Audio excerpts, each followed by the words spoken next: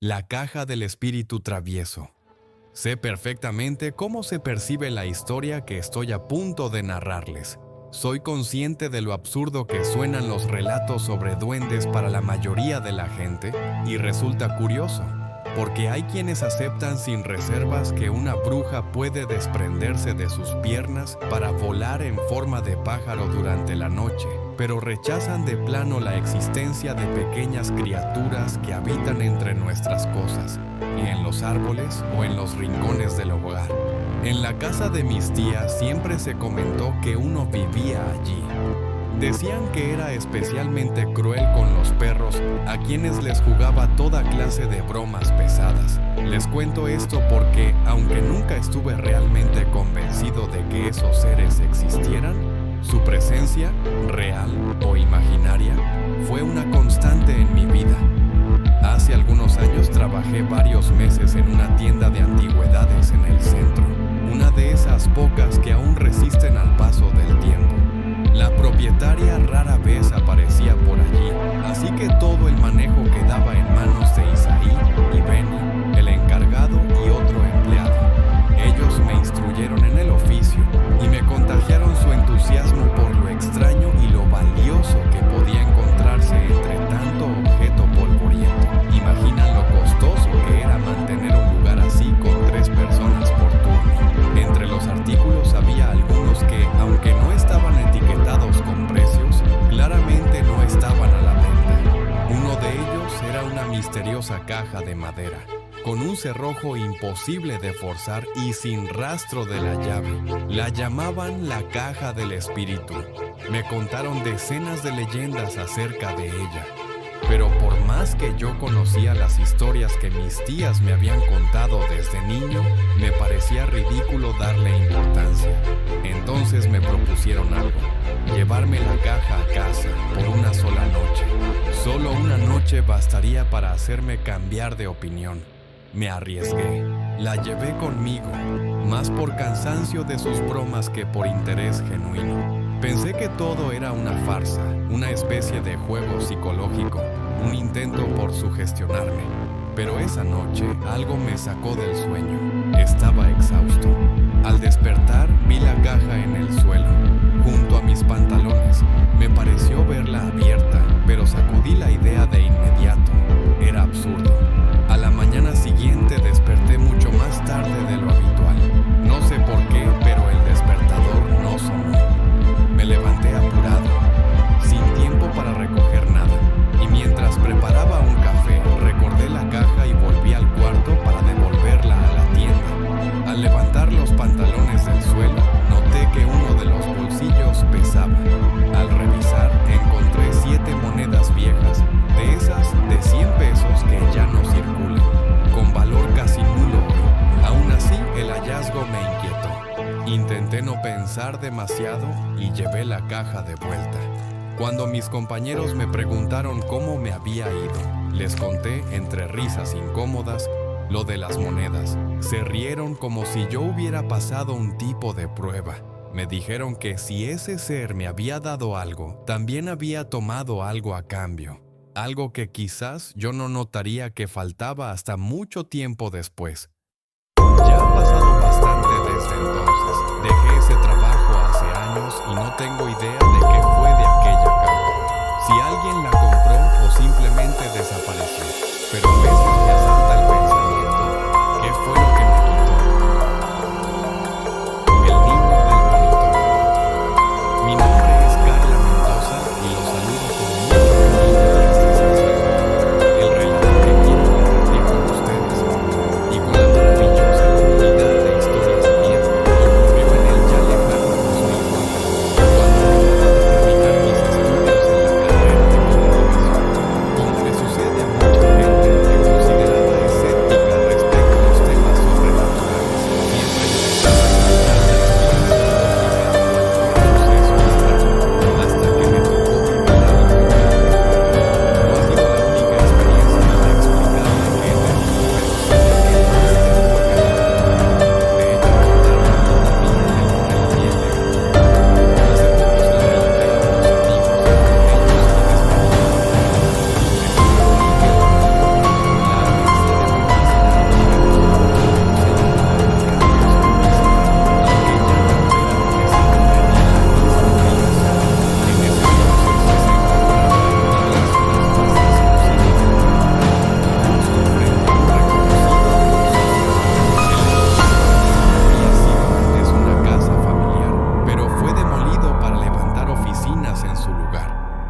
planta baja había un amplio estacionamiento que usaban desde ejecutivos hasta visitantes. Desde ahí, unas escaleras te llevaban a la recepción y luego otras gradas más pequeñas te dirigían a una especie de galpón industrial remodelado, donde se encontraban las oficinas ejecutivas a los lados y en el centro los cubículos con escritorios, teléfonos, computadoras y objetos personales de cada empleado. Todo separado por un largo pasillo central. Tenían la costumbre de apagar el aire acondicionado y las luces principales a la hora del almuerzo, supongo que para ahorrar energía y también para fomentar la convivencia entre compañeros. Para ello contaban con una sala tipo comedor bastante agradable. Tenía microondas, mesas, sillas, cafetera y televisión. Incluso había una pequeña terraza con vista panorámica, ideal para quienes querían fumar. Yo llevaba menos de un mes en el equipo, recién incorporada a la nueva división de Relaciones Públicas. Un mediodía, como tenía bastante trabajo acumulado, comí a toda prisa y regresé a mi lugar. Nuestra oficina estaba al fondo del galpón y tenía su propia fuente de luz. Como el resto del espacio estaba con las luces apagadas, todo se veía en penumbra, salvo por las pequeñas lámparas laterales que quedaban encendidas por seguridad. Las pantallas de las computadoras también ayudaban a iluminar el paso. En mitad del camino, mientras avanzaba por el pasillo, vi que un niño pequeño estaba sentado en uno de los escritorios centrales.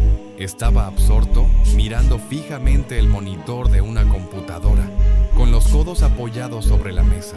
A la luz que emitía la pantalla, le calculé unos 4 o 5 años. Sus pies colgaban del asiento, balanceándose suavemente sin tocar el suelo. No me pareció extraño. Ya había notado que algunos ejecutivos llevaban a sus hijos de vez en cuando, vestidos con uniformes escolares, pero a medida que me acercaba, noté algo raro. Aquel niño usaba un uniforme tipo marinero, claramente pasado de moda y algo sucio. Recuerdo haber pensado que tal vez era de algún jardín infantil excéntrico. Pasé frente a él sin mirarlo directamente. No lo saludé, no me dio miedo. Simplemente lo ignoré y seguí mi camino hasta mi escritorio. La agencia estaba viviendo un buen momento. Nuevos clientes, nuevos contratos y también nuevas contrataciones. Yo fui de las primeras en llegar, al igual que Angélica, otra joven con quien rápidamente hice amistad. Ella trabajaba en monitoreo de medios y tenía un horario distinto al mío. Coincidíamos a veces en el almuerzo o en los descansos, hasta que un día Angélica dejó de presentarse. Me extrañó muchísimo porque se veía entusiasmada con su nuevo puesto. Pensé que algo le había pasado o simplemente ya no le había gustado el ambiente. Un par de semanas después, nos convocaron a todos los empleados nuevos a una charla de integración. El encargado de darnos la bienvenida fue Elmer, jefe del departamento de sistemas y, como descubrí después, también esposo de mi jefa directa. Elmer comenzó como cualquier otra presentación, con datos sobre la empresa y temas administrativos. Pero antes de entrar en materia, hizo una pausa y nos dijo que había algo que debía mencionarnos, algo que tal vez nos parecería gracioso o increíble, pero que creía importante advertir. Quería que lo escucháramos directamente de él. Quiero contarles sobre el niño, dijo con voz seria. Al escucharlo, sentí un escalofrío. Algo en mi interior supo al instante que hablaba del mismo niño que yo había visto. El recuerdo me golpeó de lleno y el miedo se coló por cada rincón de mi cuerpo. Nos explicó que en el edificio sucedían cosas extrañas y que él mismo había sido testigo de varias. Dijo que habían descubierto que si advertían a los recién llegados sobre la presencia de un niño, era menos probable que éste se manifestara. Pero en mi caso, ya era demasiado tarde. Contó que según la historia, aquel niño había muerto ahogado en una cisterna en los años 70, cuando el lugar aún era una vivienda familiar. Desde entonces, su figura seguía apareciéndose ocasionalmente. A veces era inofensivo, pero otras podía provocar situaciones peligrosas. Como ejemplo, preguntó si sabíamos lo que le había pasado a Angélica. Nadie respondió. Entonces nos contó que un día, al salir de la agencia, ella bajaba las escaleras hacia el estacionamiento cuando sintió que alguien la observaba. Se detuvo, miró hacia atrás y vio al niño parado en la recepción. Él le hizo un gesto de despedida con la mano y ella, al devolver el saludo, soltó el pasamanos y cayó rodando hasta el fondo. Los guardias la auxiliaron de inmediato.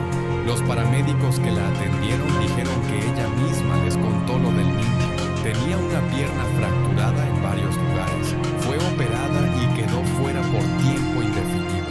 Yo estaba helada, petrificada en mi silla. Elmer debió notarlo, porque se interrumpió y me preguntó si me sentía mal. Luego, con sorpresa en la voz, dijo: «Tú ya lo viste, ¿verdad?». Asentí temblando. No estoy segura de lo que respondí con palabras. Me dieron un poco de agua mientras yo intentaba calmarme. Cuando me preguntó dónde lo había visto, le mencioné el escritorio de una compañera llamada Soraya. Elmer suspiró con tristeza. Dijo que esa era una de las zonas favoritas del niño y que Soraya tenía una colección de camiones miniatura, parte de una campaña importante que manejaba. Ella los dejaba ordenados, pero siempre los encontraba revueltos al día siguiente. Para confirmar, me pidió que describiera cómo iba vestido el niño. Le dije que llevaba un uniforme de marinerito. Elmer simplemente asintió. Sí, es él. La charla continuó, pero yo no escuché nada más. El dolor de cabeza se intensificó y apenas terminó la reunión, me fui a mi escritorio, me despedí de mi jefa y pedí permiso para irme. No mencioné lo ocurrido, solo dije que me sentía mal. Durante el camino a casa, mi mente no dejaba de repasar lo vivido. Llegué a pensar que estaba perdiendo la razón. Pasé el fin de semana intentando recuperar la calma. El lunes volví al trabajo y Elmer pasó a saludar. Dijo que me comprendía, que a él también le pasó algo similar y que incluso se había enfermado del susto. Me relató que un día, atendiendo una visita, salió a buscar a una de las asistentes para que ofreciera bebidas. En la cafetería vio a una mujer de espaldas, con un uniforme antiguo, como el de las sirvientas de casas ricas. La llamó varias veces, pero ella lo ignoró y se dirigió hacia el área de aseo.